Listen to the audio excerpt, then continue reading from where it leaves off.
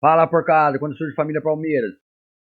Fim de jogo aí, 1-0 pra gambazada, né? Palmeiras chegou até a empatar ali, um impedimento bem duvidoso, cara. Confesso que um impedimento bem milimétrico ali. Pra mim era a mesma linha, mas sabe como é que é, né? Pra eles, na dúvida, é sempre a favor dessa raça imunda aí. Enfim, vamos acompanhar aqui o pós-jogo do fim de papo do All Sport aqui, as análises do PVC aqui a respeito desse jogo aí, beleza? Quem não é inscrito, se inscreve, deixa o seu like pra fortalecer. Sem mais delongas, bora pro vídeo. Se você perguntar para mim, o resultado do jogo foi justo? Eu diria não, o empate teria sido mais justo.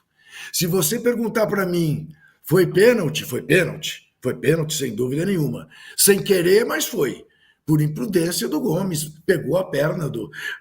Fez um corte na perna do Memphis, rasgou a meia do Memphis, não pegou a bola, não tem dúvida que foi pênalti. Estava impedido.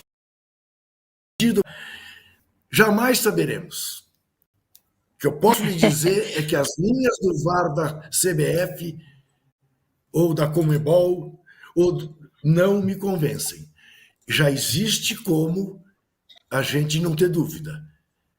A CBF, com o dinheirão que tem, em vez do presidente ficar respondendo a mais uma denúncia, né, de mal feito, devia investir esse dinheiro, em vez de andar com amigos que escondem dinheiro na cueca, devia investir esse dinheiro para a gente ter o impedimento automático. Eu já vi o lance, quero rever, mas não me convenço que tenha havido algum impedimento naquele lance. Cara, esse negócio da CBF não ter um impedimento automático, semiautomático, é de chorar, né? Eu estou aqui, não sei se percebeu, caindo lágrimas, porque eu acho ridículo isso. Pra gente é bom, né, PVC? Porque a gente pode 1h30 aqui, mínimo, para discutir se foi ou não foi impedimento, e já tem muita gente mandando mensagem aqui, muito obrigada, tá? Muita gente reclamando, ó, Fernando Patara falando aqui foi roubo, Maurício Ruiz, vergonha não amarelar ninguém depois do gol do Palmeiras, João Paulo Freitas, cadê o Danilo? O Danilo amarelou. Oh, mentira, ele me mandou mensagem bem mais cedo, falando que não ia poder fazer o programa. Eu desconfiei. Domi, ele pediu, ele ligou pro Calhó, ele ligou pro Murilo, ele ligou pro Bruno, ele ligou para todo mundo. Pediu, olha, não tô pensando, se não é melhor eu fazer amanhã o News com o âncora e PPP, mas eu não quero ir dormir tarde, tem que acordar cedo. Ah, um cara da idade dele, pergunte ao PVC quantas horas a gente dormia na idade que tem o Danilo, tá? 3 horas está de bom tamanho, e quando não podia dormir, não dormia, ia direto. Cobertura na Europa, cobertura na China, no Japão, o raio que o parta. Para com isso. Agora, tem uma notícia exclusivíssima para dar, só para o fim de papo. Espero que vá para a primeira página do UOL imediatamente. Quem estava no VAR? Alexandre de Moraes.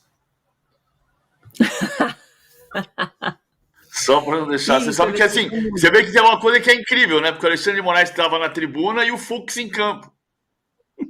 É verdade, é verdade, é verdade. É verdade. É verdade. E aí, PVC, resultado justo? É a pergunta da nossa enquete. Eu acho que não, porque eu acho que a linha foi traçada no braço do Gustavo Gomes. Então ali seria empate. Se fosse impedimento semiautomático, provavelmente seria marcado. A gente não tem como saber. A gente não vai ficar aqui discutindo a tecnologia, mas a gente tem a impressão que fica que a linha estava traçada no braço do Gustavo Gomes e que o gol foi legal. O pênalti foi pênalti, não tem a menor discussão que foi pênalti. Só que eu tenho uma coisa, uma observação só. Eu acho muito curioso como se marca o pênalti pela consequência e não pelo fato. Se a meia do Memphis não tivesse sido rasgada, ele podia interpretar como disputa de bola. Ah, mas rasgou a meia, então foi pênalti. Não, depende. A bola que a perna do Vitor Roque atinge a cabeça do Ranieri, também a consequência é pegar a cabeça do Ranieri, mas não foi falta ali, a falta foi do Ranieri. Então não é matemático que você disputa uma bola, rasga uma meia e, portanto, é pênalti. Eu acho que foi pênalti. Mas eu entendo que se marca muita coisa no futebol mundial hoje, brasileiro mais, pela consequência. Ah, tem um rasgo na canela, então foi falta. Não é 2+2 igual a 4.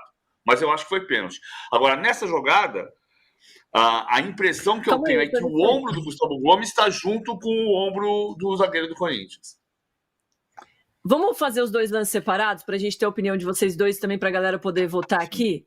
Vamos nesse primeiro, que foi o gol de empate, né? Logo depois que o Memphis fez o gol, o Palmeiras empatou com o Maurício e aí o gol foi anulado por essa linha aqui, ó, que me parece tão torta nessa imagem, gente, tá até um desespero. E aí o Juca já falou que não concorda, né, Juca? Quer dizer, jamais saberemos, porque não temos impedimento automático. Não concordo, e nesta medida, como o VAR dos tempos do fogão a lenha, a gente já pode dizer isso, da CBF é inconclusivo, para mim é pró-gol. Porque se há um impedimento aí, é um impedimento milimétrico. E se o VAR é esta lambança, deu gol. Agora, quero chamar a atenção, e agora falando sério, até pela presença do Alexandre de Moraes, tomara que ele tenha percebido a lambança que ele fez ao proibir 2 torcidas nos estádios brasileiros. Então, nos estádios paulistas. Então, o Maurício faz o gol e o Hugo corre para cima dele para protestar que ele foi comemorar na frente da torcida não tinha uma camisa verde que ele pudesse ver no estádio para ir comemorar junto. Ele comemorou onde ele estava. Isso é desrespeito? Quer dizer, então, em clássico paulista, o jogador sequer tem o direito de comemorar, porque o jogador rival acha que isso é uma ofensa. E aí, foi ele desse lance e da comemoração. Bom, para mim o lance, as mal traçadas linhas foram mal traçadas. Então, a impressão que eu tenho é que a linha está traçada no braço e não no ombro. Se for traçada no ombro, o ombro está com o ombro e aí o gol é legal. E como o Juca falou, se você não tem convicção, se fosse na Inglaterra com a linha mais larga, era gol. Se fosse no impedimento semiautomático, era gol. Então, para mim, é gol. Eu acho que assim, tem uma questão das 2 torcidas que o Juca está abordando, que é verdade, mas por outro lado, o Hugo não tem nada que ser valentão. Saiu o gol, pega a bola, põe no meio campo, e espera o árbitro definir se foi gol, se não foi gol. Como definiu depois que não foi gol. Então, acho que tem um erro dessa maneira como a gente quer brincar de valentia no futebol brasileiro. Ele tinha que ter dado o cartão amarelo depois da confusão ali? Eu acho que ele deveria ter dado o cartão amarelo. Não sei se não acho que é obrigação, mas eu acho que devia ter dado o cartão amarelo. Principalmente para o Hugo, sem dúvida nenhuma. Sem dúvida nenhuma. Tinha que ter dado o cartão amarelo.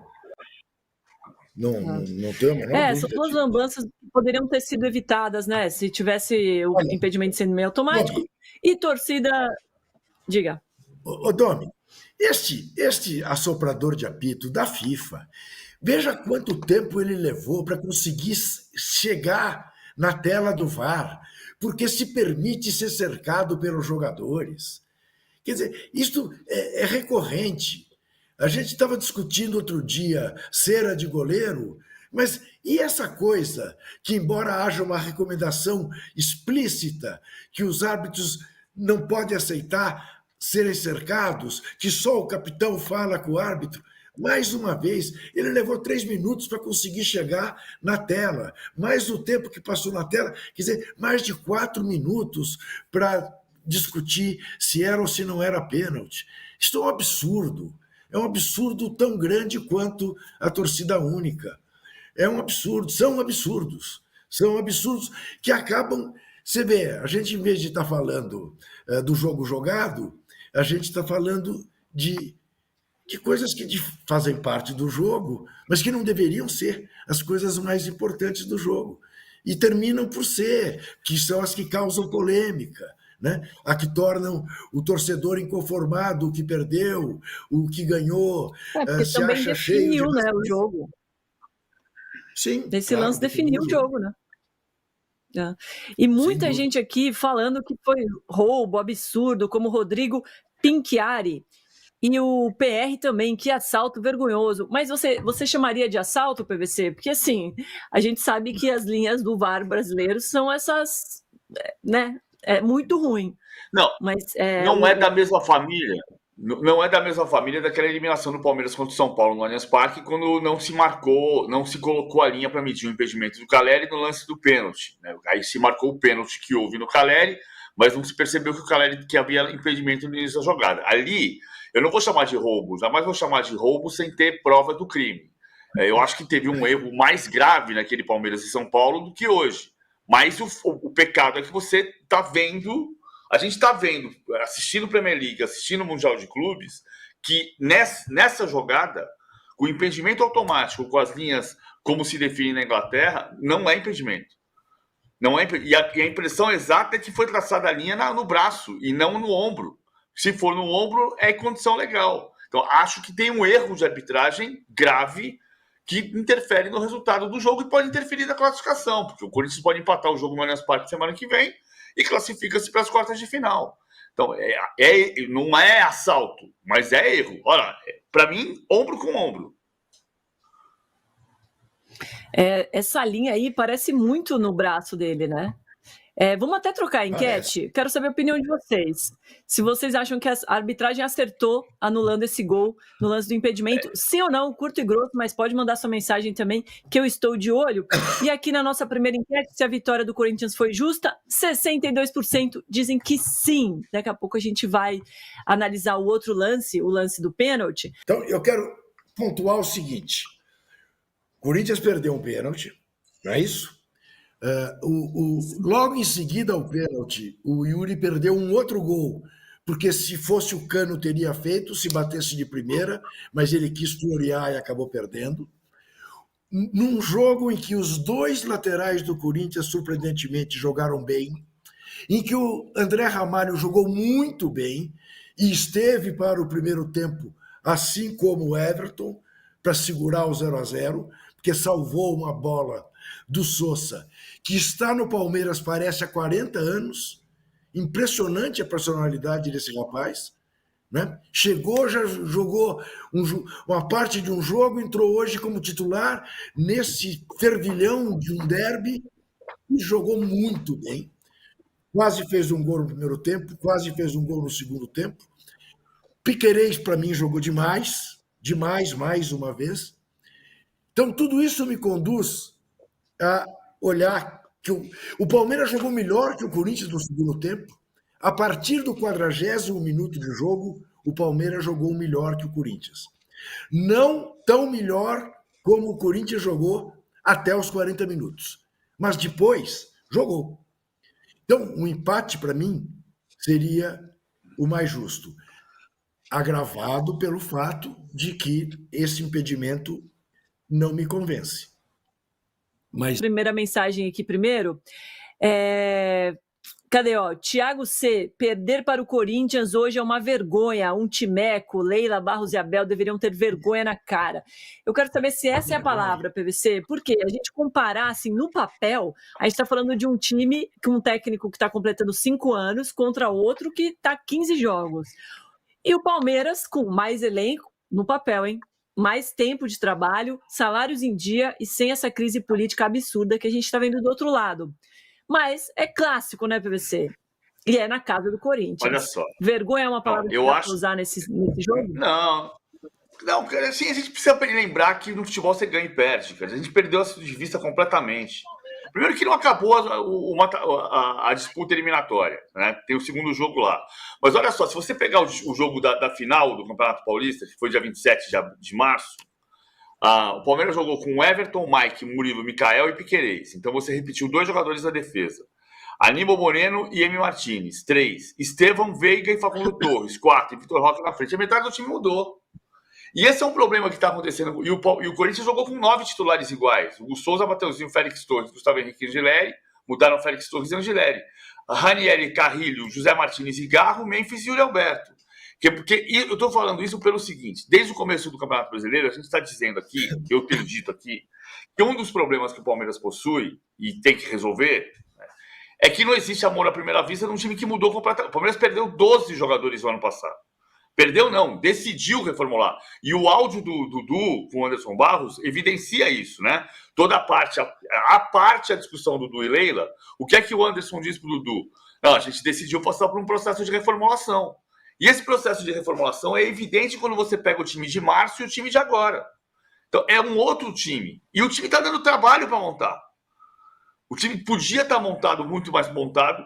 O Abel podia ter conseguido montar melhor isso. Amor à primeira vista existe, mas não é toda vez. Então não está tendo amor à primeira vista para montar esse time. Está difícil montar esse time. O time tem uma capacidade gigantesca de roubar a bola no ataque e desperdiça passes. Em outros momentos, como foi contra um gol contra o Grêmio e como foi naquela jogada do Vitor Roque que eu defini agora há pouco, você circula a bola e consegue tirar o assédio do adversário. Mas é um time que não conseguiu achar uma identidade ainda. Ele não tem um rosto.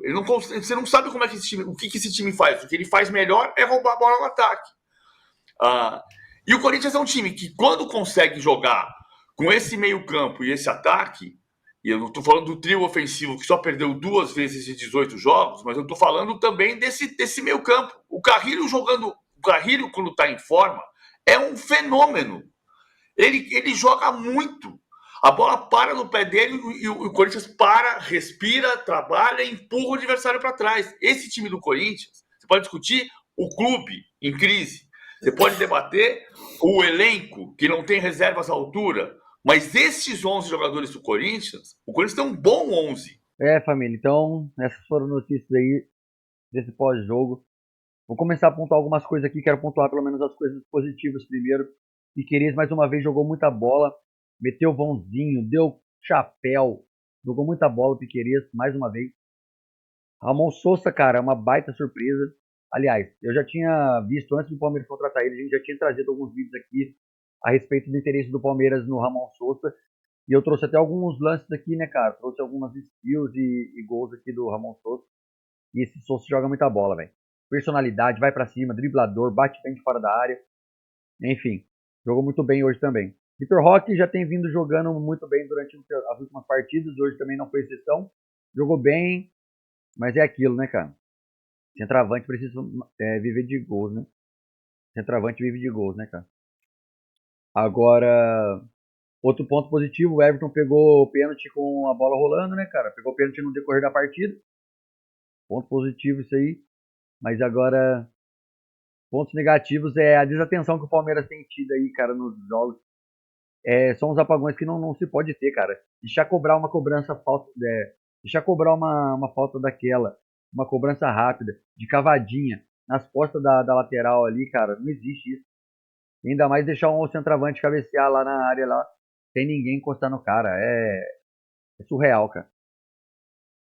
Outra coisa que o Palmeiras também, no primeiro tempo, deixou o Corinthians muito à vontade, né, cara? Não tava marcando em cima, não tava com aquela pegada. E, cara, o clássico tem que jogar em cima, tem que chegar com raça, com coração, tem que sentar a botina mesmo, não tem caô.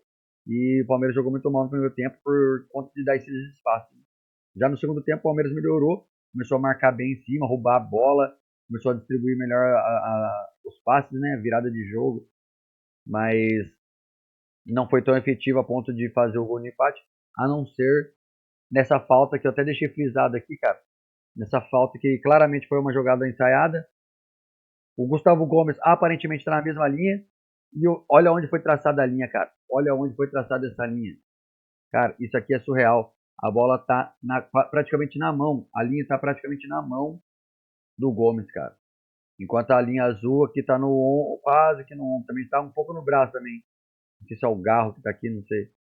Mas olha a linha do Garro aqui no ombro, barra meio do antebraço aqui, do bíceps, no caso. E a do Gomes. Olha onde tá a linha do Gomes. Tá quase na mão do Gomes. Isso aqui é uma palhaçada. Isso aqui é inadmissível, mano. Pelo amor de Deus. Esse VAR brasileiro é uma vergonha. É ridículo, cara. É ridículo. Chega a ser, mano, surreal essa porra. Enfim, mano. É isso aí. Tem jogo da volta, mano. Palmeiras vai continuar nessa pegada aí do primeiro tempo. Vai ser eliminado mesmo. Tem que jogar pra cima. Tem que jogar pegado. Tem que jogar, mano. Sentar o aço nesses caras aí. Que, porra, é Palmeiras e Corinthians, caralho. Pelo amor de Deus, mano. Se fuder. É isso aí. Escreve tá na inscrição aí. Se não é inscrito, se inscreve. Deixa o like pra fortalecer aí, demorou? E é isso. Forte abraço aí, mano.